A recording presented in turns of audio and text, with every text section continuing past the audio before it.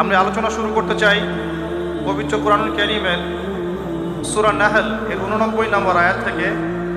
আল্লাহ রাব্বুল আলামিন উক্ত আয়াতে বলছেন, বা'দা আউযু বিল্লাহি মিনাশ শাইতানির রাজীম, বিসমিল্লাহির রহমানির রহিম।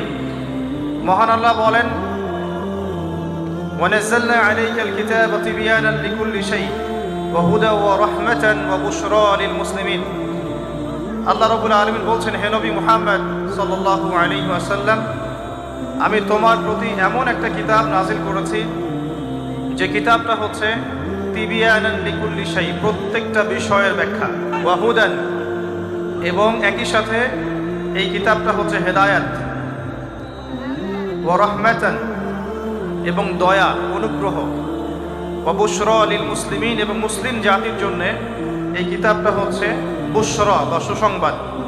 আল্লাহ পাক আল কোরআনুল কারীমকে এখানে বলছেন যে, হে নবী, আমি আপনার প্রতি এমন একটা কিতাব নাজিল করেছি, অর্থাৎ আল কোরআন, যেই কোরআন হচ্ছে প্রতিটা বিষয়ের ব্যাখ্যা। বলি সুবহানাল্লাহ। 1 2 নাম্বার, এই কোরআন হচ্ছে হেদায়াত, পুরো মানব জাতির জন্য আল কোরআনে আছে হেদায়াত, আলহামদুলিল্লাহ। এরপর আল্লাহ পাক বলছেন, শুধু হেদায়েতই নয়, কোরআন হচ্ছে রাহমা, অর্থাৎ দয়া, অনুগ্রহ, আলহামদুলিল্লাহ।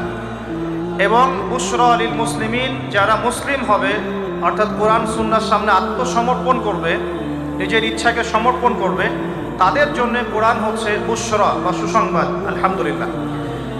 তো এই আয়াতের মধ্যে আমরা একটা বিষয় লক্ষ্য করি। আল্লাহ পাক বলতে চাচ্ছেন যে আল্লাহ রাব্বুল আলামিন কোরআনুল কারীমের মধ্যে প্রতিটা বিষয়ই ব্যাখ্যা করেছে।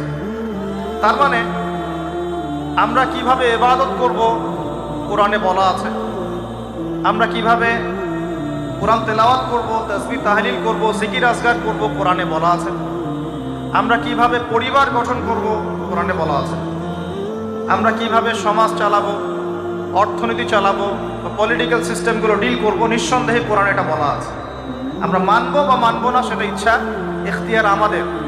এই স্বাধীনতা আল্লাহ আমাদেরকে দিয়েছেন, কিন্তু আল্লাহ পাক বলছেন, আল্লাহ রাব্বুল আলামিন আল কোরআনে প্রতিটা বিষয় ব্যাখ্যা করেছেন। বলেন সুবহানাল্লাহ। দ্বিতীয় প্রশ্ন হচ্ছে, এখন কোরআন কি শুধু কোরআন দিয়ে বুঝলেই হবে নাকি হাদিসেরও প্রয়োজন আছে? উত্তর হচ্ছে, রাসূলুল্লাহ সাল্লাল্লাহু আলাইহি ওয়াসাল্লামের সুন্নাহ এবং হাদিসগুলোর প্রয়োজন অবশ্যই আছে। দলিল, আল্লাহ পাক সূরা হাশর এর 7 নম্বর আয়াতে বলছেন, ওয়া মা আতাকুমুর রাসূলু ফাখুযুহু।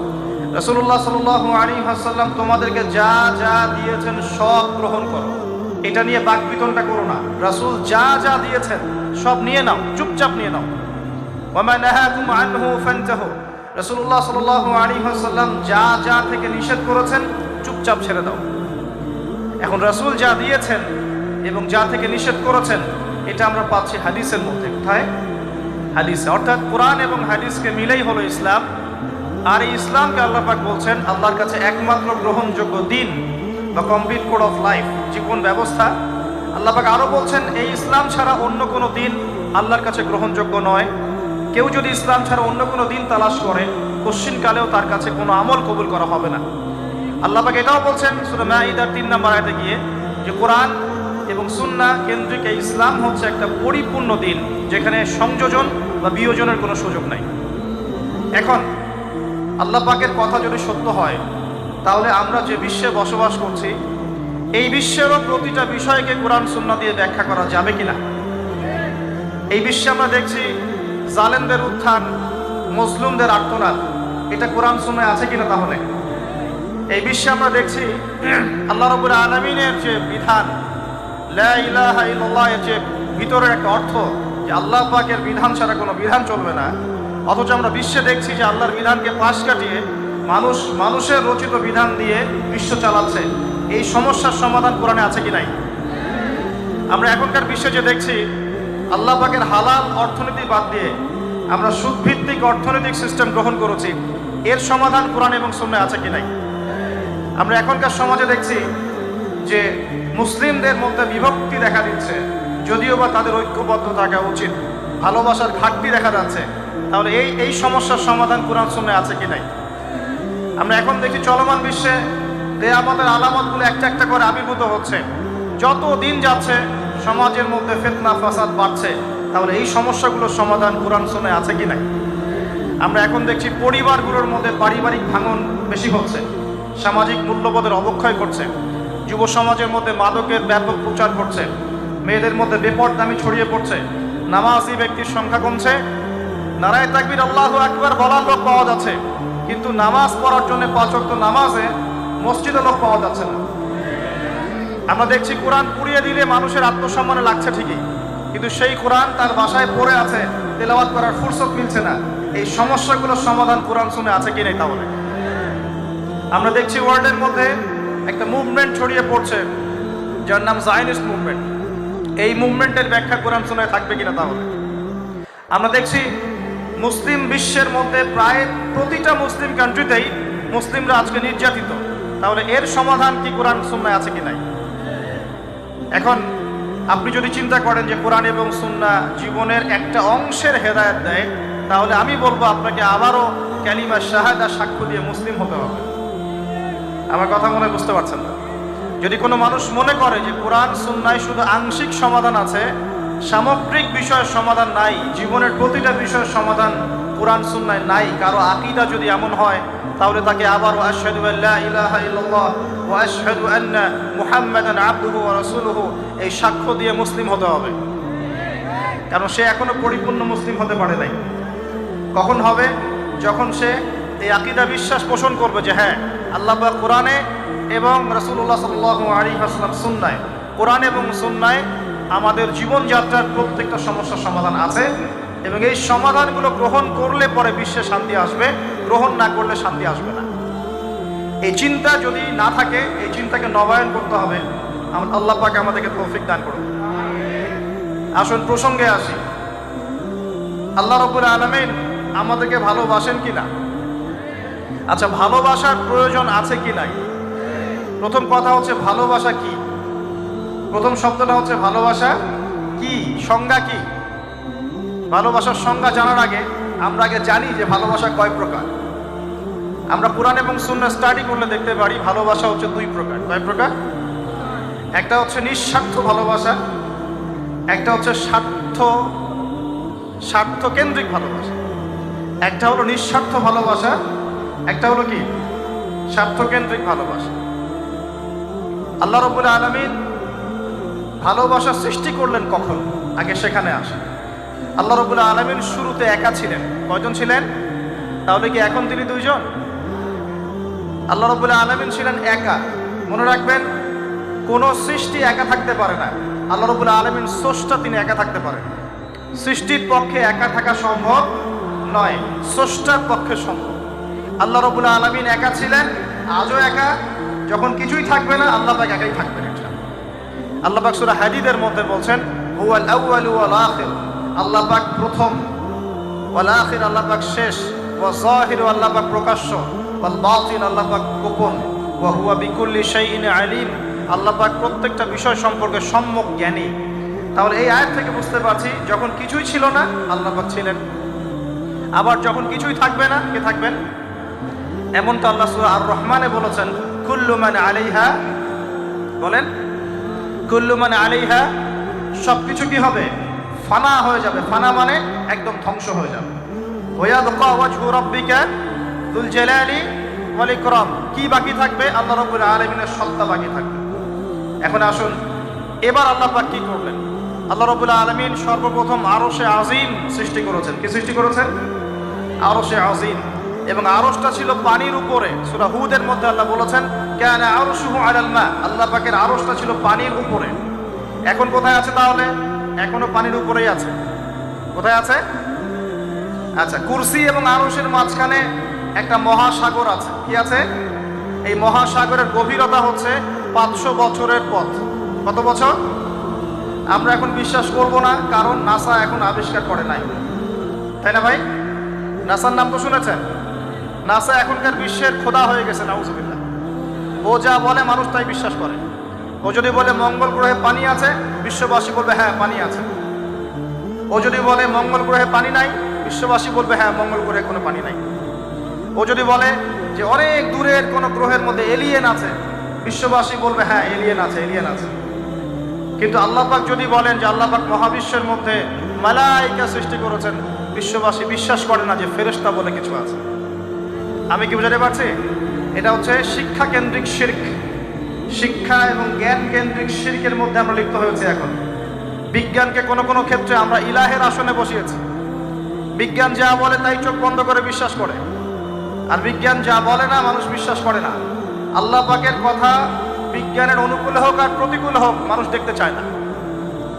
যেমন একটা এক্সাম্পল দিচ্ছি, যদি যদি এখনই সায়েন্স বলে যে আগামী 10 বছরের মধ্যে বিশ্বে বিভিন্ন জায়গায় বড় বড় সিরিজ ভূমিকম্প হতে পারে, 99% মানুষ বিশ্বাস করা শুরু করবে না?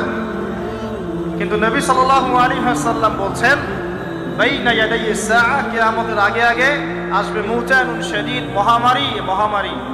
কিয়ামতের আগে কি আসবে? মহামারী। মুতানুন শাদীদ মানে বড় মহামারী, লম্বা বড় মহামারী, কঠিন মহামারী, শাদীদ। ওয়া বা'দাহু, এবং মহামারীর পরে আসবে সানাওয়াতুজ জালাজিল, ভূমিকম্পের বছরগুলো। ভূমিকম্পের বছর নয়, ভূমিকম্পের বছরগুলো। মানুষ বিশ্বাস করবে না। মানুষ 80% মানুষই বিশ্বাস করবে না, খালি মুসলিমরা বিশ্বাস করতে পারে, অন্যরা বিশ্বাস করবে না। কিন্তু সায়েন্স যদি বলে আগামী 10, 20, 30 বছরের মধ্যে বিশ্বজুড়ে ভূমিকম্পের সিরিজ হবে, মানুষ বিশ্বাস করবে। তার মানে আমরা আমাদের বিশ্বাসের ক্ষেত্রে একটা শিরক করছি, শিক্ষা এবং জ্ঞানতাত্ত্বিক ক্ষেত্রে আমরা একটা শিরক করছি। আমরা কোনো কোনো ক্ষেত্রে সায়েন্সকে ইলাহের আসনে বসিয়েছি, এটা শিরক হচ্ছে, এটা একটা শিরক হচ্ছে। আসুন, আল্লাহ রাব্বুল আলামিন আরশ সৃষ্টি করার পরে সৃষ্টি করেছেন কলম। কি সৃষ্টি করেছেন? কলম। আল্লাহ পাক বলেছেন কলমকে উকতুব, তুমি লিখো। কলম বলেছে মাযা আকতুব, আমি কি লিখবো? আল্লাহ বলেছেন কিয়ামত পর্যন্ত যা হবে সব লিখে ফেলো। লাউহে মাহফুজের মধ্যে আল্লাহ পাক এই কলমের দ্বারা কিয়ামত পর্যন্ত যা হবে সব লিখে ফেলেছেন। তো প্রিয় যুবক ভাই, চাকরি নিয়ে এত হতাশায় পড়ার কোনো কারণ নাই, রিজিকের সন্ধানে এত হতাশায় পড়ার কোনো কারণ নাই। রিজিক যা আছে তাই পাবেন, আপনার রিজিক লেখা হয়ে গেছে। এরপরে মানুষ যখন মায়ের গর্ভে ছিল, বয়স ছিল 4 মাস 10 দিন। কতদিন? 4 মাস 10 দিন। আল্লাহর পক্ষ থেকে ফেরেশতা রূহ নিয়ে এসেছেন। ফেরেশতা বলে কি কিছু আছে? বিশ্বাস করেন? কিন্তু ফেরেশতা তো চোখে দেখা যায় না, তাহলে কেন বিশ্বাস করেন? যখন মুসলিমরা কোনো কিছু না দেখে বিশ্বাস করা শুরু করেছে, তখন এই বিশ্বাসটার একটা নাম দিয়েছে পশ্চিমারা। এই বিশ্বাসটার একটা নাম দিয়েছে পশ্চিমারা। এই বিশ্বাসটার নাম কি জানেন? এই বিশ্বাসটার নাম তারা দিয়েছে ধর্মান্ধতা। কি দিয়েছে? শব্দটা শোনেন নাই? ক্লাসিক্যাল সেকুলার পত্রিকাগুলোর মধ্যে দেখেন না ধর্মান্ধতা শব্দটা? মানে কি? এর মানে কি? মানে আপনি ফেরেশতা তো দেখেন না, বিশ্বাস করেন কেন? তার মানে আপনি অন্ধ, তার মানে আপনি ধর্মান্ধ। বুঝতে পারছেন? এখন আমাকে বলেন যে এই ফেরেশতায় যদি কেউ বিশ্বাস না করে, সে কি মুমিন হতে পারবে? সে কি মুসলিম হতে পারবে? ইমানের যে 6টা পিলার, আল্লাহ বিশ্বাস, ফেরেশতা মণ্ডলীতে বিশ্বাস, আসমানি কিতাবে বিশ্বাস, নবী রাসূলগণে বিশ্বাস, পরকালের জীবনে বিশ্বাস আর ভাগ্যে বিশ্বাস, এই 6টার কোনোটাই কি দেখা যায়? তো যেহেতু আমরা এগুলো না দেখেই বিশ্বাস করি, এই কারণে পশ্চিমারা আমাদেরকে বলে তারা ধর্মান্ধ। এখন উত্তর কি হবে আপনার? উত্তর হচ্ছে এই যে আল্লাহ পাক আমাকে যে জ্ঞান দিয়েছেন, আল্লাহ পাক আমাকে যে লিমিটেড জ্ঞান দিয়েছেন, এই জ্ঞান দিয়ে আমি আগামীকাল কি হবে সেটা বলতে পারি না। বলতে পারি? যে মানুষের জ্ঞান এতই ক্ষুদ্র যে আগামীকাল তার সাথে কি হবে সে বলতে পারে না, সেই মানুষের পক্ষে কি এই অদৃশ্যের জগৎ সম্পর্কে এত গভীর জ্ঞান লাভ করা সম্ভব? মানুষের জ্ঞান কি অসীম না আল্লাহ পাকের জ্ঞান অসীম? এখন সেই অসীম সত্তার পক্ষ থেকে যখন কোনো ওহী আসে, কোনো তথ্য সংবাদ আসে, তাহলে আমি কি সেই জ্ঞানকে পেনিট্রেট করতে পারবো? বরং আমার উচিত হবে সেই তথ্যকে বিশ্বাস করা এবং তার সামনে আত্মসমর্পণ করা। তাহলে আমি ধর্মান্ধ হয়ে সবচেয়ে স্মার্ট মানুষ হয়েছি। যারা আল্লাহ পাকের ওহীতে বিশ্বাস করে সে হচ্ছে সবচেয়ে স্মার্ট মানুষ। কারণ আল্লাহ পাকের ওহীর সব জ্ঞান তো আমি ভেদ করে যেতে পারবো না, কারণ আমি তো আগামীকাল কি হবে তাই জানি না। আগামীকাল কি হবে তাই যে জানে না, সে কিভাবে পরকালের জীবনকে ব্যাখ্যা করবে? কে আমাদের মাঠে কে কোথায় দাঁড়াবে, কার হাসর কোথায় হবে, কে জান্নাতে যাবে কে জাহান্নামে যাবে, আমি কি বলতে পারবো? কার সাথে কোন ফেরেশতা আছে, কার সাথে কি আকৃতির শয়তান আছে, শয়তান তাকে কিভাবে ওয়াসওয়াসা দেয়, কবরে কি আযাব হয়, আত্মা কাকে বলে, স্বপ্নে মানুষ কেন দেখে হাসে কাঁদে, স্বপ্ন কিভাবে সত্যি হয়, এরকম অনেক প্রশ্ন আছে গায়েবের। এগুলোকে আমরা ব্যাখ্যা করতে পারবো? অতএব গায়েবে বিশ্বাস না করলে কেউ মুমিন হতে পারে না। আর আল্লাহ রাব্বুল আলামিন এই গায়েবের খবর জানেন। এই গায়েবের খবর থেকে আল্লাহ আমাদেরকে যতটুকু তথ্য দিয়েছেন এতটুকু আমরা জানি, এর বেশি আমরা জানি। আচ্ছা, মায়ের গর্ভে যখন সন্তান, তখন ফেরেশতা লিখে দিচ্ছেন এক, তার হায়াত কতটুকু হবে, ব্যাস লেখা হয়ে গেছে। লেখা হয়ে গেছে মানে যা হায়াত, যা অপচয় করেছেন তো করেছেনই। এখন সারা জীবন যদি মাথাটা ঠুকরে ঠুকরে কাঁদেন, তাও ওই অপচয়কৃত দিনগুলো ফিরে আসবে না। শিক্ষা নেবেন না এখান থেকে? 30 বছর চলে গেছে মানে 30 বছর আল্লাহর নাফরমানি করেছেন, সারা জীবন মাথা ঠুকরে কাঁদলেও ওই 30 বছর ফিরে আসবে না। আসবে যুবক ভাই? অতএব কি করা উচিত? ফিরে আসা উচিত নাকি এভাবেই চলতে থাকবে? লেখা হয়ে গেছে, বাড়বেও না কমবেও না। 2, রিজিক কি কি পাবেন, আপনার রিজিক সব লেখা হয়ে গেছে। এখন আপনারা কি রিজিকটাকে হালাল পথে চাচ্ছেন না হারাম পথে? যদি হালাল পথে চান ওই অ্যামাউন্ট অফ রিজিকই পাবেন, যদি হারাম পথে চান ওই রিজিকই পাবেন, এর বাইরে যাবে না রিজিক। যাবে যাহলে সবর করেন, আল্লাহ পাক হালাল পথেই রিজিক দিবে ইনশাআল্লাহ।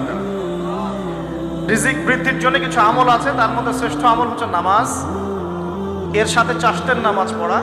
চাষত মানে সালাতুদ দুহা। এর আগে ইশরাকের নামাজ আছে। রিজিক বৃদ্ধির জন্য আত্মীয়তার সম্পর্ক বজায় রাখতে হয়। আত্মীয়তার সম্পর্ক বজায় রাখলে রিজিক প্রশস্ত হবে। বেশি বেশি যে আল্লাহ জিকির করে এবং কোরআন তেলাওয়াত করে তার রিজিক বাড়ে আলহামদুলিল্লাহ। এবং যে আল্লাহর রাস্তায় খরচ করে তার রিজিক বাড়ে। এই রিজিক বাড়ার কিছু পলিসি আছে। সবচেয়ে শ্রেষ্ঠটা হচ্ছে নামাজ, আল্লাহর জিকির তেলাওয়াত। এরপর আমলের মধ্যে আত্মীয়তার সম্পর্ক বজায় রাখা। নবীজি বলছেন, কেউ যদি চায় যে তার রিজিকটা লম্বা হোক, হায়াতটা লম্বা হোক, সে যেন আত্মীয়তার সম্পর্ক বজায় রাখে। আত্মীয়তার সম্পর্ক এখন আস্তে আস্তে নষ্ট হয়ে যাচ্ছে না? খেয়াল করে দেখেন, আত্মীয়তার সম্পর্ক আপনি বজায় রাখবেন। মনে রাখবেন, আমি বারবার একটা কথা বলেছি আপনাদের ওয়াজ মাহফিলে, যে পৃথিবীতে যে কাজই করবেন আল্লাহর সন্তুষ্টির জন্য করবেন। আত্মীয়তার সম্পর্ক বজায় রাখবেন আল্লাহর সন্তুষ্টির জন্য, তাদের কাছে কিছু পাওয়ার আশায় না। যখনই আপনি কারো কাছে কিছু পাওয়ার আশা করবেন আপনি কষ্ট পাবেন। যখনই কারো কাছে কিছু পাওয়ার আশা করবেন আপনি কষ্ট পাবেন। কারো কাছে এত বেশি পাওয়ার আশা করবেন না। কার কাছে পাওয়ার আশা করবেন? আল্লাহর কাছে, যে আমি এই কাজটা করছি, আল্লাহ আমাকে পুরস্কার দিবে ইনশাআল্লাহ। আমি আত্মীয়তার সম্পর্ক বজায় রাখছি কেন? আল্লাহর কাছে রিজিকে বরকতের আশায়, আল্লাহর সন্তুষ্টির জন্য। মনে রাখবেন প্রিয় ভাইয়েরা, আমল কবুল হওয়ার শর্ত মোটামুটি 3টা। কয়টা? 1 নাম্বার, আমলগুলো হতে হবে আল্লাহর সন্তুষ্টির জন্য। 1। 2 নাম্বার, আমলটা হতে হবে রাসূলুল্লাহ সাল্লাল্লাহু আলাইহি ওয়াসাল্লামের পদ্ধতিতে, অন্য কারো পদ্ধতিতে নয়। 3 নাম্বার, আমলটা করার জন্যে আপনার রিজিকটা হতে হবে হালাল। হারাম রিজিকের আমল আল্লাহর কাছে কবুল হয় না। আল্লাহ পাক আমাদের সবাইকে হালাল রিজিকের ব্যবস্থা করে দিন এবং রিজিকটাকে প্রশস্ত করুন, আমিন। তো রিজিক লেখা হয়ে গেছে। 2। 3 নাম্বার, লেখা হয়ে গেছে এ ব্যক্তি কি কি কাজ করবে দুনিয়ায়। এ ব্যক্তি দুনিয়ায় কি কি কাজ করবে সব লেখা হয়ে গেছে। এখন যদি একটা চোর বলে যে আল্লাহ পাক আমার তাকদিরে লিখেছিলেন যে আমি চুরি করব, তাই আমি চুরি করেছি। এখন যদি একজন ধর্ষক বলে আল্লাহ আমার তাকদিরে লিখেছিল যে আমি ধর্ষণ করব, তাই ধর্ষণ করেছি। এখন যদি যারা এই জনগণের কিছু সম্পদ আত্মসাৎ করে খেয়ে ফেলছে তারা যদি বলে আল্লাহ তাকদিরে লিখছিলেন জন্যই দুর্নীতি করেছি, তাহলে কথাটা কি হবে? গ্রহণযোগ্য হবে? এখন যদি দলিল দেয় তাকদিরে তো লেখা ছিল। এই আকীদাটার নাম হচ্ছে জাবারিয়া আকীদা। কি আকীদা? জাবারিয়া। এমন একজন ব্যক্তি উমর রাদিয়াল্লাহু আনহুর দরবারে এসেছিল। চোর চুরি করেছে, ধরা পড়েছে। উমর রাদিয়াল্লাহু আনহু বলেছেন হাত কেটে ফেলো। তখন সে বলছে যে আমার হাত তো কাটা যাবে না। কেন? আল্লাহ পাক তাকদিরে লিখেছেন আমি চুরি করব, তাই চুরি করেছি। তো উমর রাদিয়াল্লাহু আনহুর সামনে এই কথাটা বলেছে। আর উমর রাদিয়াল্লাহু আনহু কি বিচক্ষণ? বলেন, তার মতো শাসক পাওয়া যাবে? তার মতো আরো একজন শাসক আসবে ইনশাআল্লাহ পৃথিবীতে। তার নাম কি? নবী ঈসা আলাইহিস সালাম ইনশাআল্লাহ তাআলা। এবং তার আগে আরো একজন ইমাম আসবেন। তার নাম কি? তার নাম হচ্ছে মুহাম্মদ। কি নাম? তার নাম মুহাম্মদ, তার উপাধি হচ্ছে মাহদি। কখন আসবেন? যখন পৃথিবীতে যুদ্ধ বিগ্রহ ছড়িয়ে পড়বে, ব্যাপক আকারে মালহামা চলবে, তখন আসবেন। কাদের পক্ষে আসবেন? মুসলিমদের পক্ষে। কি উদ্দেশ্যে আসবেন? সারা বিশ্বে জুলুম তুলে ফেলার জন্য। এবং আরেকটা কি উদ্দেশ্য? ওই জেরুজালেম উদ্ধার করার জন্য। কোন জেরুজালেম? যেটা এখন ইহুদিরা দখল করে আছে। চারপাশে আরবরা, মাঝখানে ও কেমন করে দখল করে আছে? আরবদেরকে হাতের মুঠোয় নিয়ে নিয়েছে। এই কারণে মুনাফিকদের উপর টিকে আছে সে, এবং তার পশ্চিমা মিত্রদের উপর টিকে আছে। ঈসা আলাইহিস সালাম কেন আসবেন? এই জায়গাটা পুনরুদ্ধার করার জন্য। ঈসা আলাইহিস সালাম কি পরাজিত হবেন না বিজয়ী হবেন? কত বছর বিশ্ব শাসন করবেন? 40 বছর। এগুলো হবে বিশ্বে, এগুলো হওয়া এখনো বাকি আছে। আরো কি হবে? মুসলিমরা কনস্ট্যান্টিনোপল আবার জয় করবে। এই কনস্ট্যান্টিনোপলের মধ্যে ফিতনা দেখা দিবে অচিরেই, মুসলিমরা ওইটা আবার দখল করবে ইনশাআল্লাহ তাআলা। আরো কি হবে? বললাম ভূমিকম্পের বছরগুলো আসবে সামনে, এবং মুজাহিদুন শাদীদ, মহামারীও আসবে। আরো কি? বড় বড় 3টা ভূমিকম্প বাকি আছে এখনো। আগে বলেছি লেকচারে, একটা পৃথিবীর পূর্বে, একটা পশ্চিমে, একটা মাঝখানে। এগুলো এখনো বাকি আছে। বিশ্বে অনেক কিছু হওয়া এখনো বাকি আছে। এখন যা দেখছি এগুলোই সব না, এগুলো চলে যাবে। সময় কি হবে? চলে যাবে। আরো নতুন সময় আসবে ইনশাআল্লাহ তাআলা। আমাদের দায়িত্ব কি? আমাদের দায়িত্ব পরিস্থিতি বুঝে দিন ধরে রাখা, আমল করা, এবং মানুষকে দিনের দিকে আহ্বান করা। আমরা যদি দায়িত্ব পালন না করি তাহলে কি হবে? আল্লাহ পাক আমাদেরকে সরিয়ে দিয়ে নতুন কওম নিয়ে আসবেন। আল্লাহ পাক সূরা মুহাম্মাদে বলেছেন, ওয়া ইন তাতাওয়াল্লাউ, তোমরা যদি মুখ ফিরিয়ে নাও, ইয়াস্তাবদিল কওমান গায়রাকুম, আল্লাহ পাক নতুন কওমকে তোমাদের জায়গায় স্থলাভিষিক্ত করবেন। সুম্মা লা ইয়াকুনু আমসালাকুম, তারা তোমাদের মতো হবে না, মানে আমাদের মতো অপদার্থ হবে না। উম্মার বিজয়ের শর্ত কি? আল্লাহ সূরা মুহাম্মাদেই বলেছেন, ইন তানসুরুল্লাহা ইয়ানসুরুকুম, তোমরা আল্লাহর দ্বীনকে সাহায্য করো, তবেই আল্লাহ তোমাদেরকে সাহায্য করবে। ওয়া ইউসাব্বিত আকদামাকুম, তোমাদের পা আল্লাহ দৃঢ় করে রাখবেন। আমরা আল্লাহকে সাহায্য না করলে আল্লাহ পাক আমাদেরকে সাহায্য করবেন না। সিম্পল। আল্লাহ পাক সূরা রা'দের মধ্যে বলছেন, ইন্নাল্লাহা লা ইউগাইয়িরু মা বিকওমিন হাত্তা ইউগাইয়িরু মা বিআনফুসিহিম, আল্লাহ পাক কোনো কওমের অবস্থা ততক্ষণ পরিবর্তন করেন না যতক্ষণ না সেই কওম তার নিজের অবস্থার পরিবর্তনের চেষ্টা করে। তাহলে আমাদের পরিবর্তন কেন হচ্ছে না? কারণ আমরা নামাজ ছেড়ে দিয়েছি। 90% মুসলিমের দেশে কত পার্সেন্ট নামাজ পড়ে চিন্তা করে দেখবেন। আমরা কোরআন ছেড়ে দিয়েছি। 90% মুসলিমের দেশে কত পার্সেন্ট বিশুদ্ধ করে কোরআন তেলাওয়াত করতে পারে? একটু খোঁজ নিয়ে দেখবেন। কোরআন শুমারি করে দেখেন, নামাজ শুমারি করে দেখেন, তাহলে বুঝতে পারবেন। আর যারা কোরআন পড়তে জানে তাদের মধ্যে কত পার্সেন্ট কোরআনের অর্থটা বোঝে? এটা আরো বড় বিষয়। তারপরে আবার কারা মেনে চলে? এটা আরো বড় বিষয়। আর আমরা কতজন মানুষ দিন ইসলামকে সামগ্রিক দিন হিসেবে মানি? এটাও একটা বড় বিষয়। আমরা মানি ঠিকই, আংশিক আংশিক। যেমন ইবাদত বন্দেগীর জীবনে মুসলমান, অর্থনৈতিক জীবনে গিয়ে আবার সুদখোর, এমন না বিষয়টা? এমন হয় না বিষয়টা? ইবাদত বন্দেগীর জীবনে আমি পাক্কা মুসলিম, কপালে সেজদার দাগ আছে মাশাআল্লাহ, দাড়ি টুপিও আছে মাশাআল্লাহ, কিন্তু ব্যবসায় গিয়ে মাপে কম দিচ্ছি না? ব্যবসায় গিয়ে আমি আরাম ভেজাল দিচ্ছি কিনা? এরকম হচ্ছে কিনা? হচ্ছে। কিন্তু সে কিন্তু মুসলিম এবং নামাজও পড়ে। আমাদের সমস্যা ভাই এখানেই। এখন এই সমস্যাটা সলভ করলে ইনশাল্লাহ সব সমস্যা সলভ হয়ে যাবে। সমস্যাটা কি? আমরা ইসলামটাকে আংশিকভাবে মানি, পরিপূর্ণ জীবনে ইসলাম বাস্তবায়ন করতে পারছি না। আমি আপনি হয়তো কেউই পারছি না। ফখর করলে বলার নাই যে আমি খুব পারছি, আসলে আমিও পারছি। কারণ এই যুগে এটা পারাটা খুব ডিফিকাল্ট। এই যুগে পারাটা কি? খুবই কঠিন। কিন্তু এটাই তো এই যুগের চ্যালেঞ্জ। নবীজি বলেছেন, তোমাদের সামনে এমন যুগ আসছে যে যুগে ঈমান ধরে রাখাটা হাতের মধ্যে আগুন ধরে রাখার মতো হবে। তবে সুসংবাদ ওই যুগে তাদের জন্যে যারা আমার সুন্নতকে আবার জীবিত করতে পারবে। যে আমার মৃত সুন্নতকে জীবিত করবে, আল্লাহ পাক তাকে 50 জন শহীদ সাহাবীর সমান নেকি দিবে ইনশাআল্লাহ। এটাই আমাদের কাজ। আল্লাহ পাক আমাদেরকে তৌফিক দান করুন। তার মানে তাকদীর লেখা হয়ে গেছে। এবার আল্লাহ রাব্বুল আলামিন কি করলেন? আল্লাহ পাক এই মহাবিশ্ব সৃষ্টি করলেন। ওয়াল্লাযী খালাকাস সামাওয়াতি ওয়াল আরদ ফি 6 আইয়াম। কয় দিনে? আল্লাহ পাক পুরো মহাবিশ্ব সৃষ্টি করলেন কয় দিনে? আমাকে বলেন তো, মহাবিশ্বকে আল্লাহ পাক ঘৃণা করে সৃষ্টি করেছেন না ভালোবেসে? তাহলে আল্লাহ পাক কি ভালোবাসার সত্তা নয়? আল্লাহ রাব্বুল আলামিন কি ভালোবাসেন না? আল্লাহ পাকের একটা নামই হচ্ছে গফুর আল ওয়াদুদ, ওয়া হুয়াল গফুরুল ওয়াদুদ। আল্লাহ পাক হচ্ছেন ক্ষমাশীল, পরম ক্ষমাশীল এবং প্রেমময়। আল্লাহ পাক তার নাম দিয়েছেন আল ওয়াদুদ, মানে প্রেমময়। আল্লাহ পাক ভালোবাসেন কি না? তাহলে এই পুরো মহাবিশ্ব সৃষ্টি করে আল্লাহ পাক কি মহাবিশ্বের মধ্যে ভালোবাসা ছড়িয়ে দেন নাই? আল্লাহ রাব্বুল আলামিন 6 দিনে মহাবিশ্ব সৃষ্টি করে মহাবিশ্বের সব জায়গায় যার যার কাজ তাকে বুঝিয়ে দিলেন। কোন গ্রহ কি কাজ করবে, কোন সৌরজগৎ কেমন করে চলবে, দুনিয়া কিভাবে ঘুরবে, সূর্য কিভাবে উঠবে, চাঁদ কিভাবে আসবে, কোন মাখলুক কি কাজ করবে, ফেরেশতাদের কাজ কি হবে, ইত্যাদি ইত্যাদি আল্লাহ পাক সমস্ত কাজ বুঝিয়ে দিলেন। সূরা আলিফ লাম মিম সেজদা, হামিম সেজদার মধ্যে আছে, পড়ে দেখবেন। আল্লাহ পাক পুরো মহাবিশ্বের দায়িত্ব বন্টন করে দিলেন। এবার আল্লাহ রাব্বুল আলামিন কি করলেন শোনেন। আল্লাহ রাব্বুল আলামিন বলছেন, এই পুরো মাখলুক কায়নাত সৃষ্টি করার পর আল্লাহ পাক তার রহমতকে 100 ভাগে ভাগ করলেন। কত ভাগে? আল্লাহ পাকের দয়া, রহমত, ভালোবাসাকে 100 ভাগে ভাগ করলেন। ভাগ করে এক ভাগ, মাত্র এক ভাগ আল্লাহ পাক পুরো মহাবিশ্বে ছড়িয়ে দিলেন, বলেন সুবহানাল্লাহ।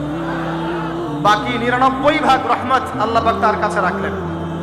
এই এক ভাগ ভালোবাসার কারণেই, এই এক ভাগ ভালোবাসার কারণেই এই যে সন্তান কান্না করলে মায়ের বুক ফেটে যায়, সন্তান অসুস্থ হলে বাবার বুক ফেটে যায়, যেই বাবা সহজে চোখের পানি কাউকে দেখায় না, সেই বাবা জায়নামাজে দাঁড়িয়ে চোখের পানি ছাড়তে থাকে। এই এক ভাগ রহমতের কারণে আমরা দেখি যে রাস্তার কুকুর পর্যন্ত তার বাচ্চাকে চাটে, আদর করে, মহব্বত করে। এই এক ভাগ রহমতের কারণে আমরা আমাদের স্ত্রীদেরকে মহব্বত করি, স্ত্রীকে সুখে রাখার জন্য জীবনটা পর্যন্ত বিলিয়ে দেয়।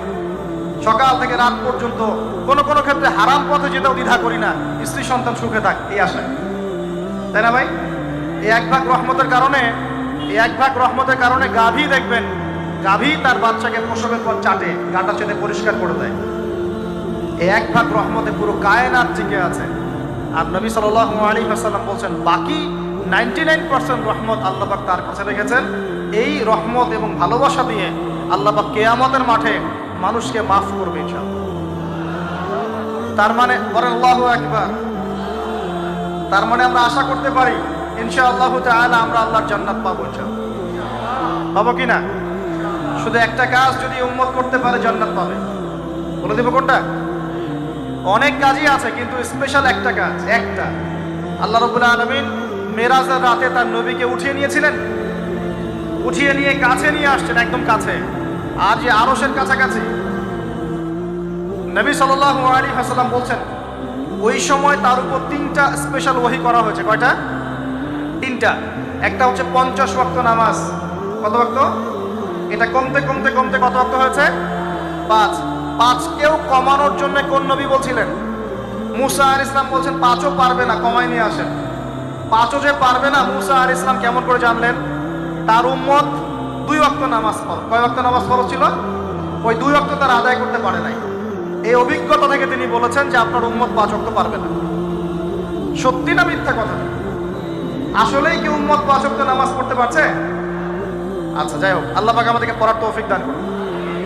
দ্বিতীয় ওহী হচ্ছে সূরা বাকারার শেষের 3টা আয়াত। কয় আয়াত? সূরা বাকারার শেষের 3 আয়াত ওহী করেছেন কে? আল্লাহ রাব্বুল আলামিন। কোন ব্যক্তি যদি রাতের বেলা সূরা বাকারার শেষের 3টা আয়াত পড়ে সারা রাত ইবাদত করে নেকি পাবে ইনশাআল্লাহ। আর 3 নাম্বারটা হচ্ছে স্পেশাল, সেটা হচ্ছে আল্লাহ পাক বলেছেন, হে মুহাম্মদ সাল্লাল্লাহু আলাইহি ওয়াসাল্লাম, বলেন সাল্লাল্লাহু আলাইহি ওয়াসাল্লাম, তোমার উম্মতের কোনো ব্যক্তি যদি আসমান জমিনের সমান গুনাহ নিয়ে আমার সামনে দাঁড়ায়, আসমান জমিন সমান গুনাহ নিয়ে আমার সামনে দাঁড়ায়, কিন্তু আমার সাথে শিরকের পাপ নাই, আমার সাথে কোনো শিরকের পাপ করে নাই, ইনশাআল্লাহ আমি আল্লাহ তার সামনে আসমান জমিন সমান ক্ষমা নিয়ে হাজির হব ইনশাআল্লাহ। তার মানে আমরা যদি ইনশাআল্লাহ তাআলা শিরকের পাপ থেকে দূরে থাকতে পারি, ইনশাআল্লাহ আশা করা যায় আমরা আল্লাহর সন্তুষ্টি পাবো ইনশাআল্লাহ। এরপর আল্লাহ রাব্বুল আলামিন কি করলেন?